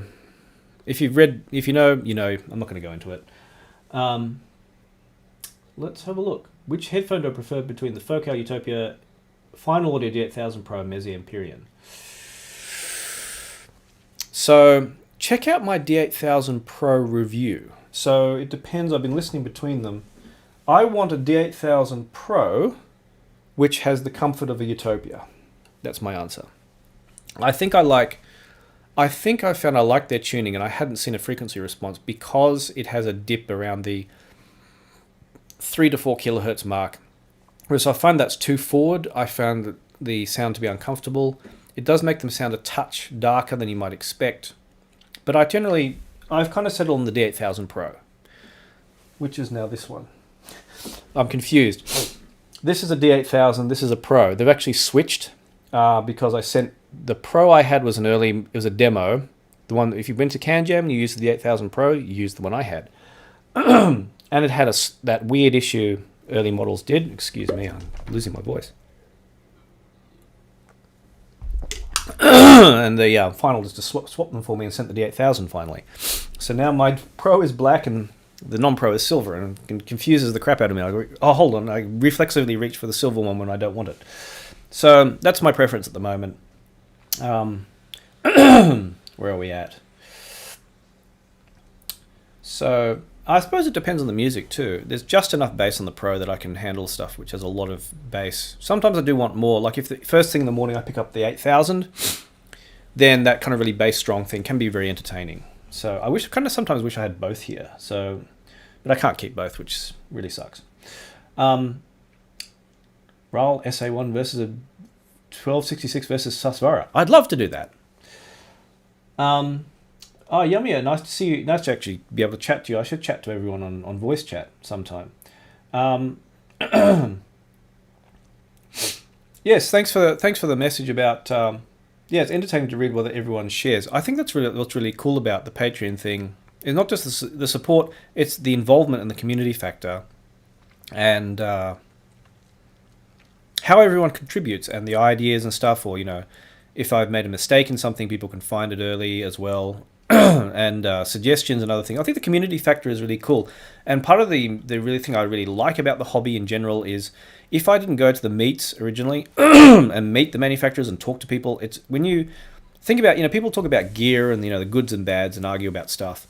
When you actually meet the people involved, it's a whole different thing. It's like you realize, there are people behind it and you chat to them about their aims and what they hoped for, and it becomes a more human thing rather than just about this gear and that gear. And then I think that's better. And I mean, we tend to crap on each other online.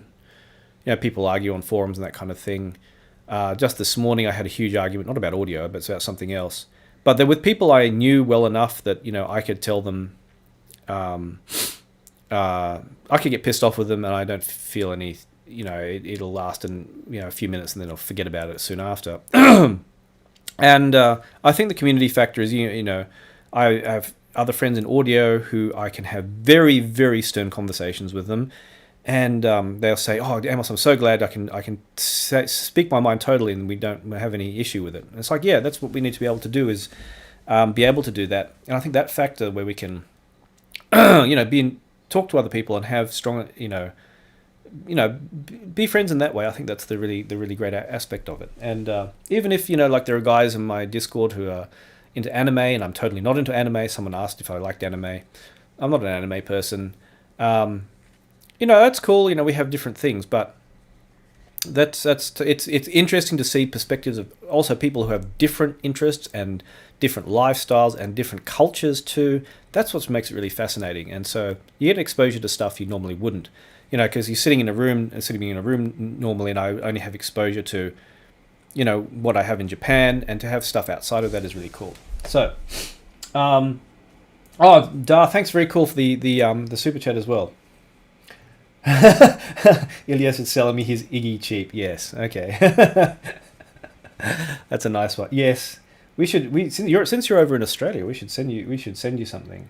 Has the audio package offered in cars ever played a factor in the decision to buy a vehicle? Actually, no, it hasn't, because.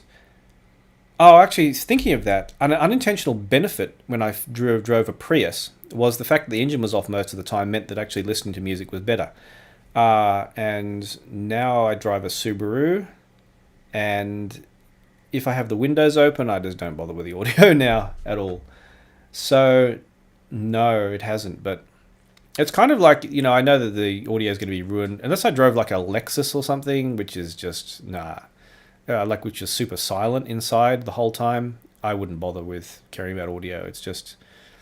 But it made for an interesting consequence. This music, I thought, this music sounds really cool. I'm going to put it in the favorites, and then listen to it back home. I get home and I found like, oh, the audio, the recording quality is crap. I'll just leave it for the car. So some stuff like that, actually. I have a playlist of favorites at the moment. It's like, oh, some a bit hit or miss. I got the Susvara yesterday. I wish it had the Utopia Comfort. I like the Susvaras, actually aren't that bad. As far as comfort goes, I've got them behind me. Yeah, I find them comfortable. So even they nicked the idea from Stax about how to make them comfortable. I found them not too heavy. Would you upgrade LCD2C closed? How would you upgrade? I don't know. I don't like the...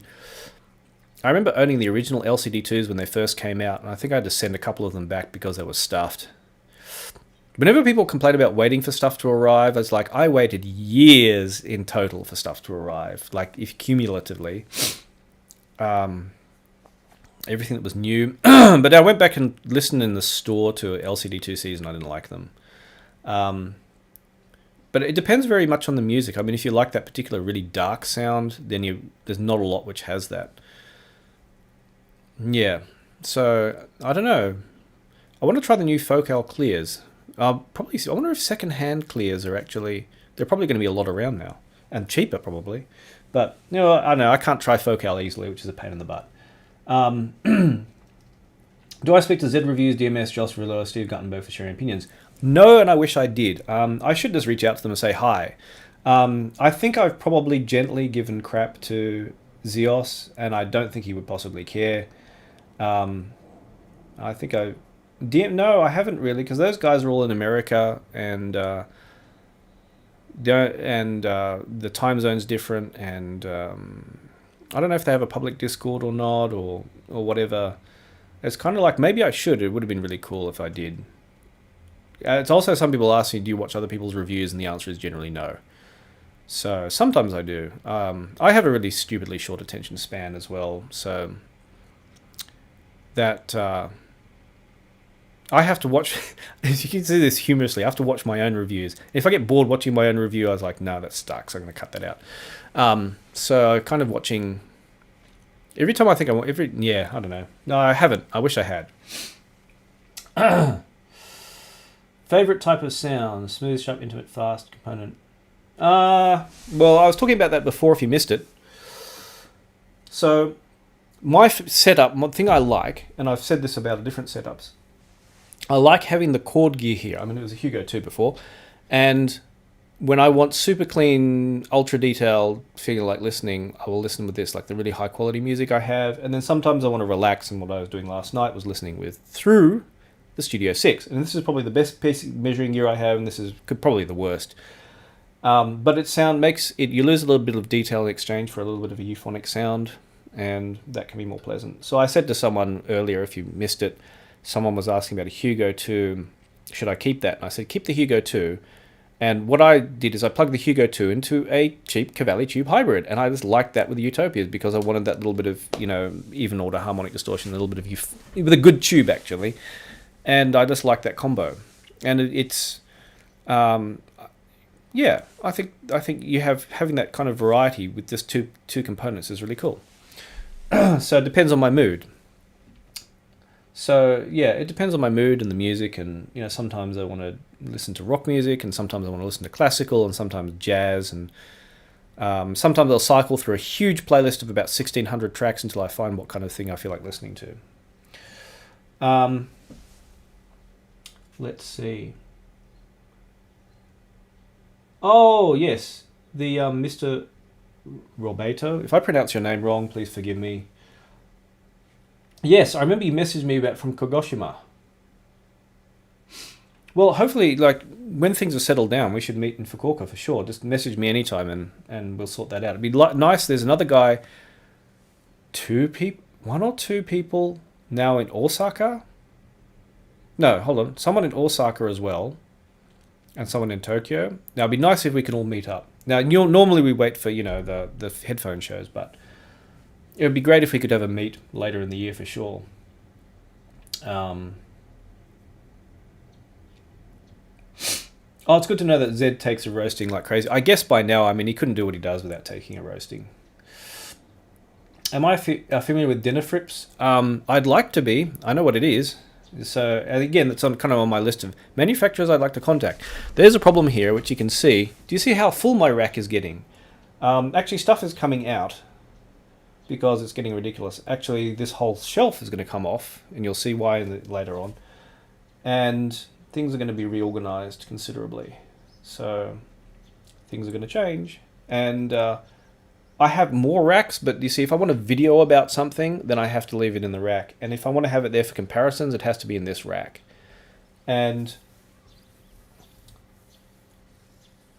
part of it's, to be honest, to be fair to the manufacturer, if they lend me stuff for a couple of months, it should be in a couple of months worth of videos, so people can ask about it. And Amos has it. Maybe I want to ask about that, or see more about that. So maybe I should subscribe or become a patron. That sounds a really selfish thing to say, but it's true. And so that's why I have the rack of stuff I'm always comparing or listening with, or stuff I like, because I think the stuff I like, and I think stuff that should be known about, should be seen. Or the stuff I use, the Yggdrasil, the shit stack. I still have the topping here. I don't listen to it much, but it gives me a kind of baseline about what other people are hearing with like Sigma Delta DACs, like the AKM based DACs, which are very popular. And this is my normal listening. My normal listening rig was Yggdrasil and Studio 6. It's actually my actual personal rig. This is stuff I've bought. Is Yggdrasil, Studio 6, and Utopias. There's other stuff I bought. Empyreans as well. But that was actually my general listening rig. Although now I just cycle through whatever headphones are here. So the rest of it is kind of either loan or left here or whatever. It's all the chaos of doing reviews. So, but back to dinner frips, which was the question. Yeah, I'd love to have one in. The problem is finding a place for it. So I kind of have to slow myself down to not be overwhelmed, because literally I have cupboards. This direction, huge cupboard full of stuff. That direction, second cupboard full of stuff. Down the hall, another cupboard where the top shelves are full of stuff.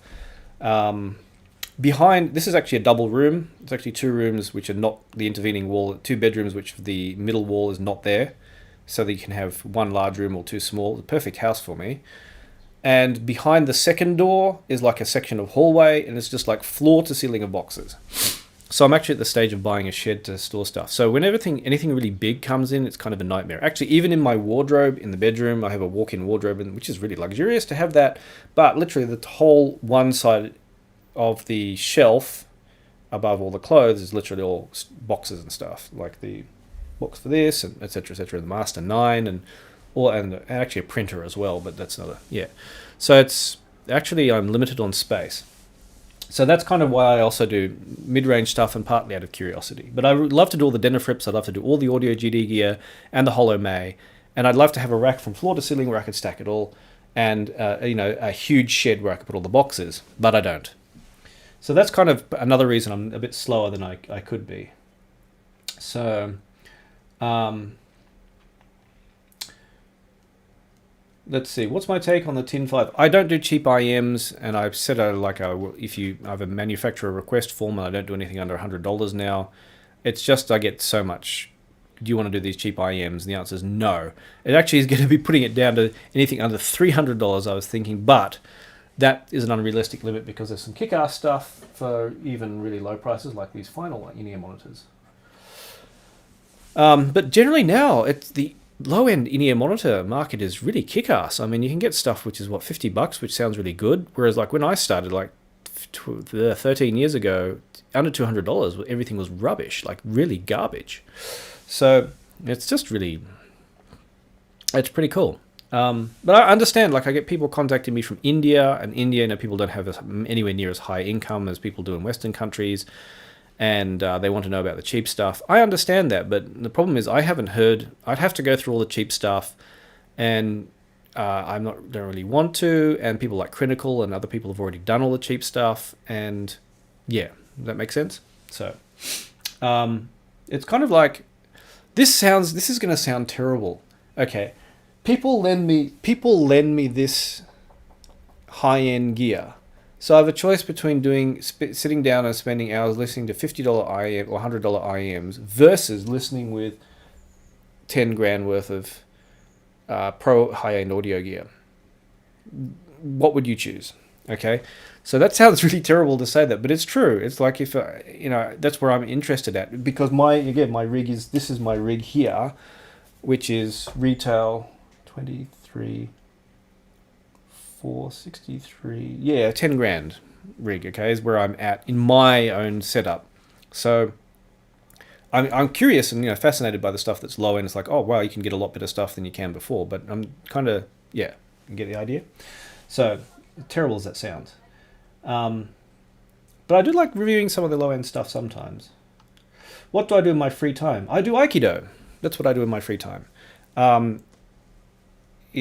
I've been doing Aikido now since I was in high school, on and off. And now here we have a really fantastic teacher. We have a lot of people who are at high level I can train with. And it's really fantastic, really, really great. There are a lot of dojos I go with my kids. And now I'm at a level where I'm actually teaching. And it's a lot of fun. It's a lot of fun freaking people out with martial arts stuff and helping them freak other people out. And I jokingly say I get beaten up by teenagers, which is sort of true. I let them beat me up. Aikido is really, really great. If you have a really good teacher, like any martial arts, friends who do BJJ as well. I should probably do that. Yeah, that's what I do, and it's a huge break from everything else. So, is the Studio 6 still a heavy hitter? Well, with stuff like this, yes, absolutely. It's a great tube amp. It's kind of, I wouldn't say it's underrated. It's not hugely, it doesn't get a huge amount of attention. But yeah, other than Susvara's, where it's kind of limited by the lack of current, it actually is really, really nice with planers in general, with other planers like the Final and the ones that are the Focal headphones, which I consider, in the same league as a planer anyway. Is made in England products overpriced? No, I don't think so. I mean, stuff in Japan, if you're not making stuff with cheap labor in China, it's going to cost more to make. So the handmade stuff is going to cost more, like stuff made in Japan here. This case, if they were making it in China, it would cost, $30 or something, but it costs $70. Or they sell some of these for over $100. Because they're handmade in Japan. So it is what it is. Would your shed be a shit shed? Ha ha ha. Getting that way, isn't it? I have a shit cupboard almost. It's pretty stacked high with shit boxes. I have the Fio Q3 with the Moondrop Starfield. What headphone IM should I buy next? I'm not really good with that stuff because I haven't used the low-end in-ear monitors. Just buy something that looks appealing to you. There's a lot. I mean, I don't think there's any bad stuff down at that price range now. It's just stuff with a different tuning.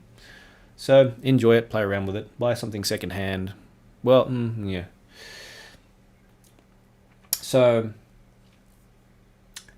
Emotiva TA100 DAC. I have no idea. I've never tried the Emotiva. The only Emotiva stuff I've had was speakers, the active speakers. They are made all OE. They were an OEM China thing, I think. But yeah, I don't know. I've never tried emote either. Do I think the Chord Mojo could power the Abyss Diner V2? Probably. I thought they were pretty hard to power. I'd have to check the specs, but that could be a bit of a tough one. Maybe. Oh, we're getting it much higher. Probably something. I'm guessing. I think someone had Dianas with a Diablo. That might be. They tend to have higher power output, but I'd have to check. I just haven't checked with the Dianas. Someone check what people are using in, say, there's a thread about them, I think, on Headfire. Check what people are using. Screw the Keith, yes. Ha. Where did I find my accepting wife? Well, the short answer is she didn't, and the answer is if I wasn't earning money from it, she'd be say no. So she would like when, if I don't earn money from doing this, I should be going out to working in a job like 9 to 5, like every other proper husband should be. Get the idea? So it either pays for itself or no. So between topping shit and IFI Zendak, what would you recommend? If you're in the US, I'm reluctant to recommend anything cheap in topping because of that one amp that was burning up people's headphones. They tend to become, Chinese manufacturers tend to become popular. They tend to start rushing things. They tend to, then quality control suffers, and then you get these issues. Otherwise, I don't mind topping or SMSL. They tend to go along with hype trains, like sticking THX amps in stuff with really basic power supplies, which end up sounding, well, okay, but kind of flat sounding. I like what Jason and Mike are doing from Shit Audio, and I suppose I know them best, and I like what they've done, so I tend to recommend them. Knowing that you buy the cheap amps, you're limited by power, and if you don't listen loud, you're fine. It's only the difference between the Magni 3 Plus or Heresy and an Asgard is basically when you turn the volume up loud, it's going to start to fall short faster in the Magni 3 Plus. I have to get my models correct in my head, rather than the Asgard 3, which will not run out of steam. That's your answer. So, but yeah, you can't really go wrong with the shit stack these days. Have I tried the Take T headphones of Japan? They were really interesting, and they'd always demo them with a really crappy, one of those little cheap hi-fi stack things. And there was another guy, he was an ex-Sony engineer, and there's another ex-Sony engineer whose brand name I've forgotten, made these really cool Class AB, small Class AB amps. And I said, guys, you should park next to each other, and the Take T guy should use the other guy's DAC amp systems. I forgot what his name was. A lot of ex-Sony engineers making really interesting, obscure stuff, but the Take T stuff was really cool, and it was kind of like the 2000, like the pre-2010 equivalent of what the RALs are today, like the way out there, needs special amplification, really cool sounding, unusual technology, ribbon, I think they're ribbon as well, but he hasn't progressed and he hasn't evolved them, so they're kind of really weird, creaky, plasticky things, which is really sad because some of his ideas were really cool. So yeah, I mean the RAL has kind of taken the lead there. Where are we at? I'm going to finish up in a minute because lunch has been delivered to me. So I suppose you can say my wife is accepting of the hobby. Did you like the software on the Hugo 2 streamer? Did you see my 2Go review? It can, like, I just got the Hugo 2 got replaced. I think it was serial number 10, and I miss it because it was so cool having serial number 10. And they just replaced it. And when I went to use the 2Go again, which was already set up, it was glitchy, so I did a hard reset. I did a reset on it through one of the DAPs. The HiBR6, the 2Go won't connect to it. I don't know why. My M11 Pro will. My iPhone will. So I did the reset thing and it all started working again. So yes and no. They didn't do the software themselves. They used a third party to do it because, to just do the stuff from scratch and do the hardware and the software for the 2Go. And to do that in-house the learning curve is steep. It's like why people say why doesn't Chord make a DAP? It's like, do you realize how much is required to do that? It's like every time someone says to Theo, why don't you make a whole mobile phone? It's like, do you realize there's a huge difference in going from making a DAP with Androids, with basically phone parts, and actually making a phone? Do you realize the regulatory requirements and all the other crap you have to do to make a valid working phone? I think it's just a huge difference. And so Chord, this is not their speciality, and they've had to get another company to do it, and then they're limited by what this company can and can't do and how well they can do it. So I think it's been a little bit frustrating all around to get really good. When it works really well, you got it set up and working, it works brilliantly. But sometimes it can be a bit of a pain in the butt. So that's generally what happens. So otherwise, when it works, it's freaking fantastic. Because I can just park it on my desk and listen with IEMs without having to worry about, cables and other crap. Looking forward to new shit releases, CD Transport, Mjolnir. There won't be another Mjolnir. Hold on, Mjolnir? I get Gungnir and Mjolnir. There won't be another amp between the Jotunheim 3 and the Ragnarok. There will be that funky tube amp. So I'm looking forward to the funky tube amp, but I don't know if I can just ask them, hey, can you send me one of your funky tube amps? I don't know if they'll do that. Is there a way not to get falling into the trap to want more gears if you have to hear the higher end gears? The answer is to not hear the higher end gears. This is about where if I wasn't reviewing gear, I'd stop here or here with just this or this setup. That's the Jotunheim 2 and Bifrost, or the Hugo 2 and 2 Go. And I probably just Hugo 2 Go plus a Cavalli Tube hybrid, but I don't want to have that too perfect sound. Let's see, what else do we do? Shoot audio basically ovens, you can cook an egg on it. The Valhalla too. Holy cow, that thing gets hot. But the other ones are fine. How many fake high-end headphones and IEMs do you think are out there? Not that many. The Campfire Andromedas were the most expensive faked IEMs that I saw. There were heaps of fakes of those out there. Fake headphones, no. I mean, there are no fake HD 800s or anything like that. That's just too much effort. Long and complex discussion there. I didn't know this was your main income. I actually have half. No, my main income is actually teaching, not this. This is kind of gradually moving up into becoming more important for me. So, but yeah, it's becoming work, not hobby. But yeah, so it's kind of half and half. It's moving slowly towards being one of my main incomes rather than just teaching. And I could go into another hour discussing that. Basically, if you've been involved in education anywhere and governments and education, you know how governments like to shaft teachers. Well, yeah. Do the Mesoamperians need to be burnt in? Probably not. Usually manufacturers of high-end headphones run them in for so many hours. This eliminates any changes in the driver that were going to happen and any faulty drivers are detected, so usually not. But I mean, just listen with them. If they sound fantastic, don't worry about it. Let's see. Haven't listened to Focal Clear MG. I haven't listened to either the LCD2s lately or the Focal Clear MGs, but probably going by what I know, probably the Focals would be nicer. I find the LCD2s now too dark for me.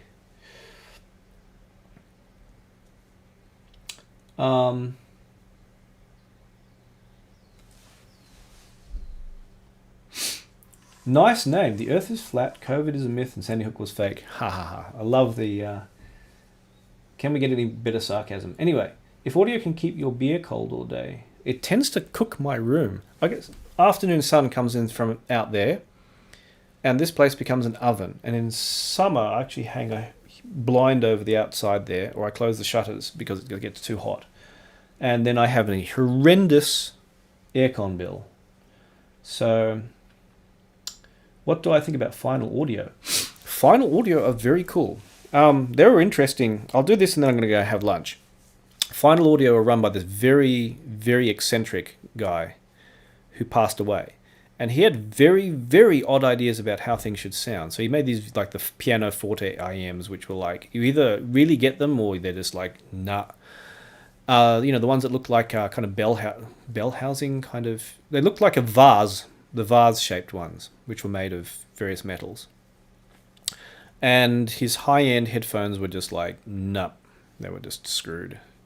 And then he passed away, and then the guy who was running it's kind of S Next took over. The wife took over. Then she retired, and then the guy who runs S Next took over, who I already knew. And then they started doing like now really paying attention to what they were doing, and doing stuff that wasn't crazy and out there. And that's why you get these coming out. So these are apparently the D8000, D8000 Pros. There you found ex-Sony and Yamaha engineers who did the old. Long story short, the reason we have planar headphones now is because there was a whole thread by one guy on Headphone which ran for years about the old planars. And there were these old Yamaha planars which used the circular coils, which sounded really good. And getting hold of them because they were long discontinued was kind of tricky. And there are various little ones which I have floating around, like I'll grab them off the shelf. These Audio Technicas, if I can reach. Come off. So old planars, if you've never seen them, look like this. This is an old pair of Audio Technicas, which are now really dusty. Or Vector Scan VHS 5, which is sold as Audio Technica. So this is what old planars looked like. And Yamaha made a pair that looked sort of like this. Some are a bit bigger and some are a bit smaller. Anyway, so eventually Odyssey were doing big speakers for the military using planar technology and decided to do headphones, which is where the LCD ones came in. And then Hi-Fi Man followed, after the LCD2s, Hi-Fi Man followed suit, and that's why we have planars now. But these all use kind of like these little ring coil drivers, and so Final apparently hired the old manufacturer, or the old engineers who did this kind of thing for Yamaha, and that's where we have, this is the old style planar. And, with some other developments such as the air damping system and all that, that's why they sound really excellent. So now there's stuff that's coming out. I haven't tried all the IEMs, but apart from the A8000s and the new A3000, A4000 are up there. So that's why they're doing some really interesting and kick-ass stuff. And they're a really good company. They distribute other brands in Japan as well. So they're a distributor as well. And they're very cool with other manufacturers. So the really good manufacturers are just friends with everyone and are cool with whatever. They don't have a competition attitude like better or worse. They're just really cool with everyone. And there are actually a lot who are out there. So I tend to, not surprisingly, favor dealing with manufacturers who are very cool about discussing tech. And, for example, I meet up with Ken Ball of Campfire Audio at the shows, and we talk about, hey, what good stuff have you heard lately from other manufacturers? And I say, I like this and I didn't like this, and we can just have a normal relaxed conversation. It wasn't about, no one has any disparaging attitude towards the manufacturers, but they find other manufacturers' technology interesting. So let me just say, Mike Moffat of Shit Audio has been talking about doing Sigma Delta properly. I think I know why he said that. I'm not going to say why I think, but you see where we're going. It's an appreciation for that. Yes, you can actually do things that are different to your own ideas very well. So that'll do for now. I don't think I'm going to talk about Britney Spears or Lady Gaga. There's an interesting interview with Lady Gaga on... what's that interviewer's name? The British guy. What's his name? Why have I gone blank on it? Let me open YouTube. It always shows up on YouTube for me. I can't remember names to save myself. The really funny interviewer. I bet it's not going to show up now. Graham Norton. Graham the Norton Show. So you search for Graham Norton and Lady Gaga. It's pretty funny. I'd never seen anything about her. Like, hardly ever listened to her music or anything like that. Okay. And